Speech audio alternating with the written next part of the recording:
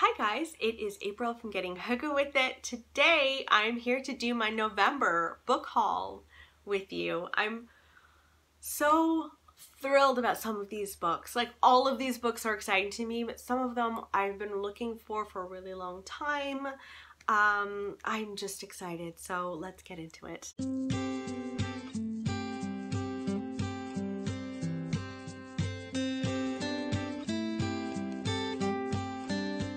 Okay, so the first book is one that I already had on my shelves, but it was really dilapidated. It was hardcover, the cover was ripped. It was not in its finest form.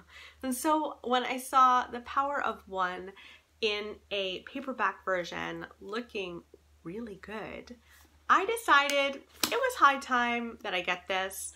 This is a book that is set in South Africa in 1939, and we follow a little boy named PK. We are following his childhood, essentially.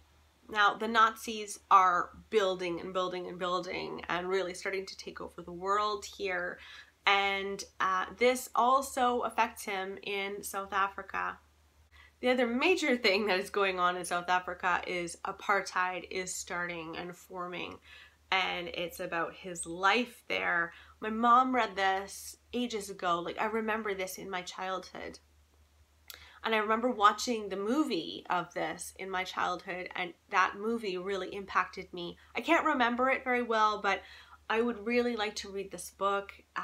So yeah, The Power of One. I can't wait. I think there's a sequel to that as well.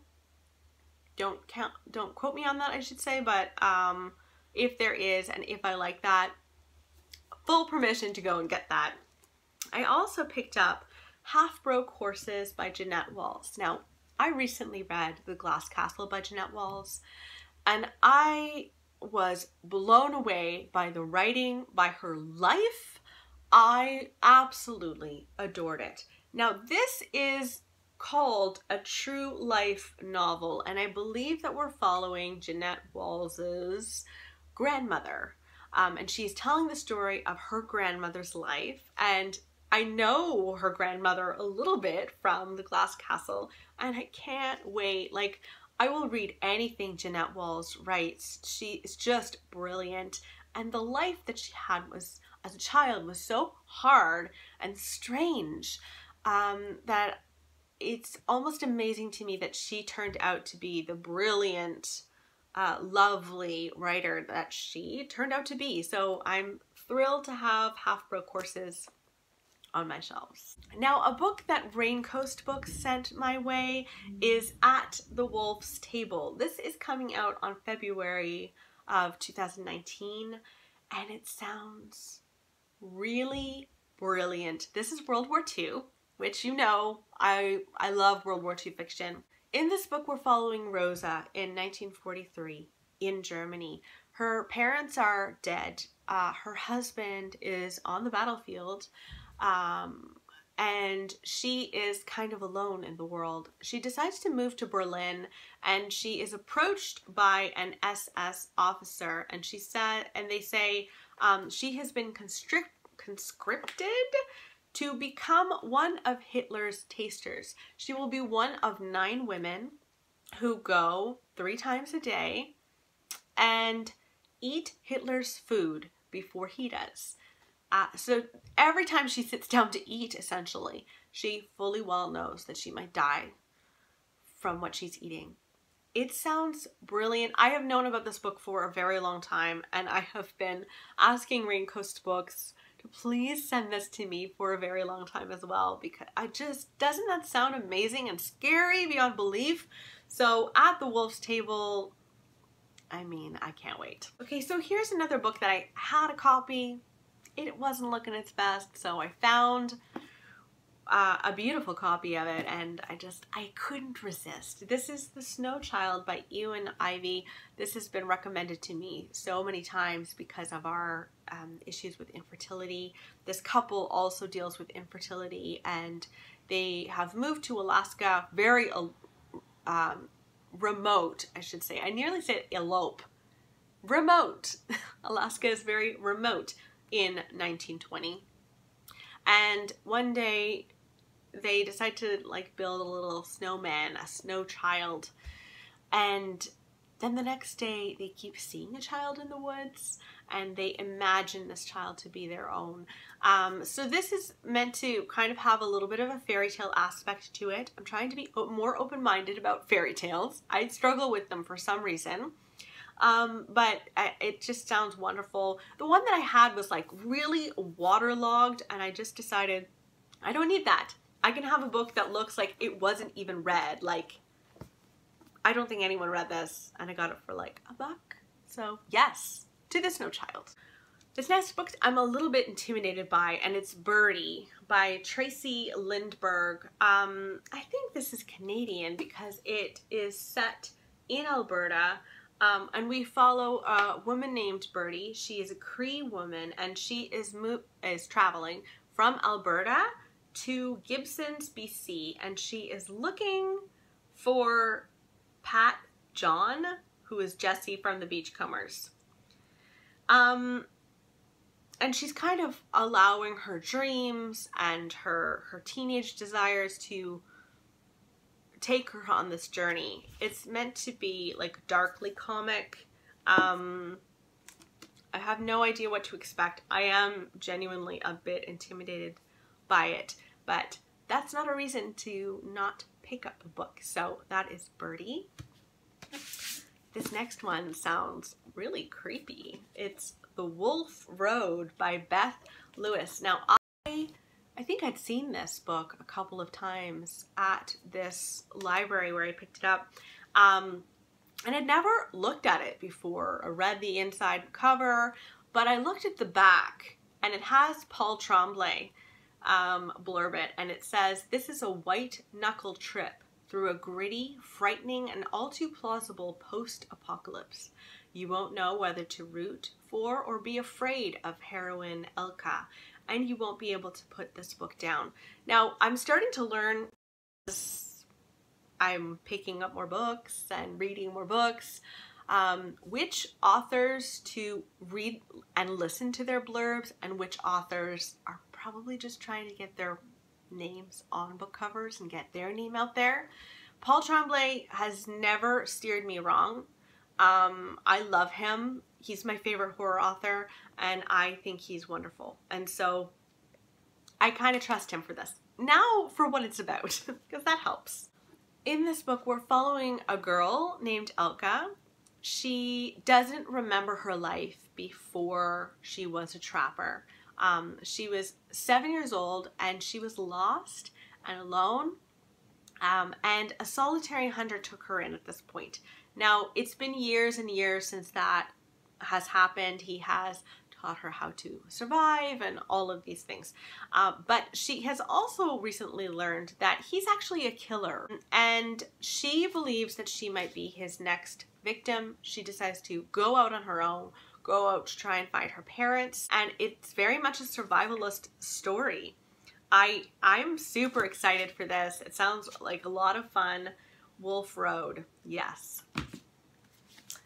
I picked up End Sons by David Gilbert. This starts at a funeral, and it's the funeral of Charles Henry Topping.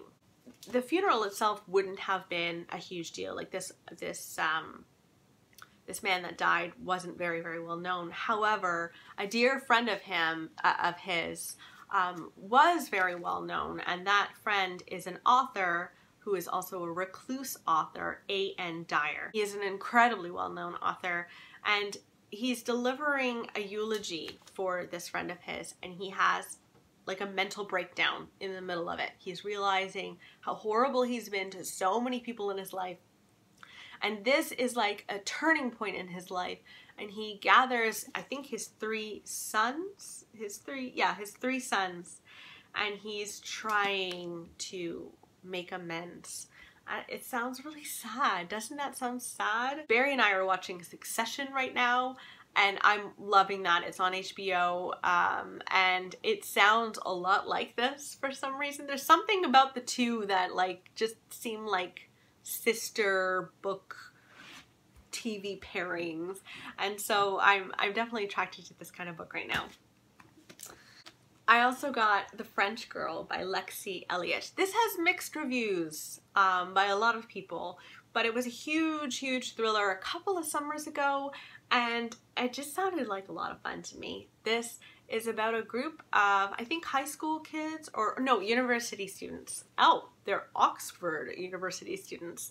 And one summer they decide to go and rent a little farmhouse, a little French farmhouse. And they stay there for about a week, and they meet the girl next door, and her name is Séverine. And over this time, Séverine actually goes missing, and it really devastates this group of friends.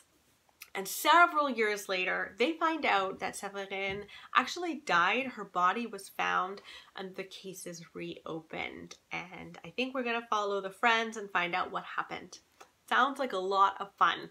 That would be a really good summer read. Like, even the image of the pool, like summer, right? It screams it. One book that many people have suggested to me is The Last Empress by Anchi Min. And in this book, we're following a girl in the late 19th century.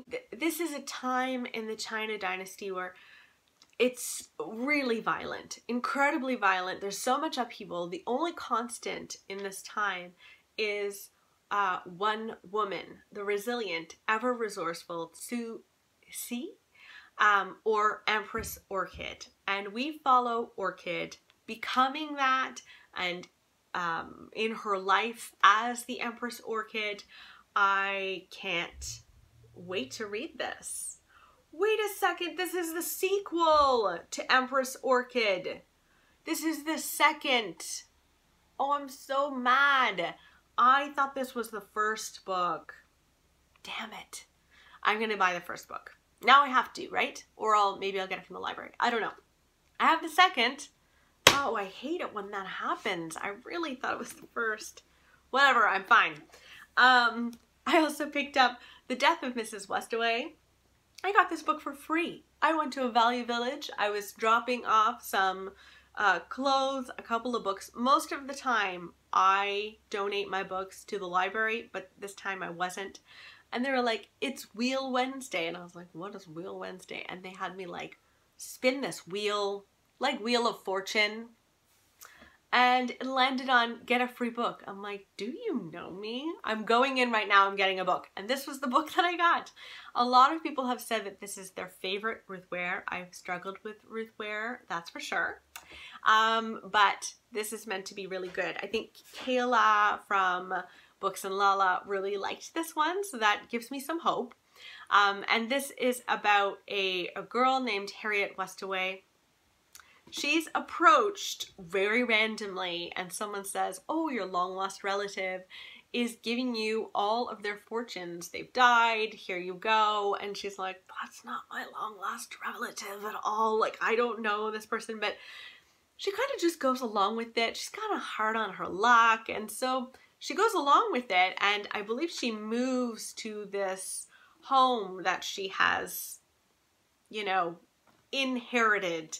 And she soon realizes this was a terrible mistake. This is meant to be a more gothic story from Ruth Ware, and I'm eager to read this one, so I picked that one up. Oh gosh, this is a book that has it has been calling to me for quite some time now. It's Rue by Kim Thuy.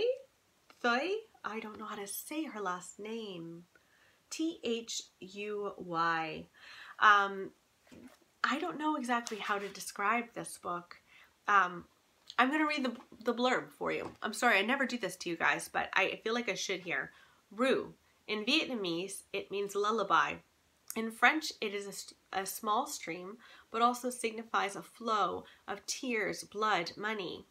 Rue is literature at its most crystalline, the flow of life on the tides of unrest and on to more peaceful waters. It carries us on an unforgettable journey from a palatial residence in Saigon to a crowded and muddy Malaysian refugee camp and onward to a new beginning in Quebec. It sounds lovely. It's also written very differently. Can you see how it's like, it's almost like poetry. Real. And short, like that would be really good for a readathon or something. Finally, I can't believe I haven't read this one. All of BookTube has. It's The Hate You Give by Angie Thomas. This is YA. I never read YA. I want to read this. I really want to read this. This is a very important book. In our time, this is about a young Black girl who witnesses her best friend being killed by the police. It is the aftermath of that. It is how she deals with it. It's about the community dealing with it, and I'm gonna read it. And this also just came out as a movie, and I'd like to watch that as well. And yeah, this is gonna be hard to read emotionally, but it's so important, so important. So that's The Hate You Give, and those are my books for November. I'm very lucky that I found some of the most lovely gems. So let me know in the comments below, what was the best book or the most exciting book that you picked up in November? And are you going to read it like pronto, or are you going to give it some time? I hope you guys are doing well, and I will talk with you soon. Okay, bye!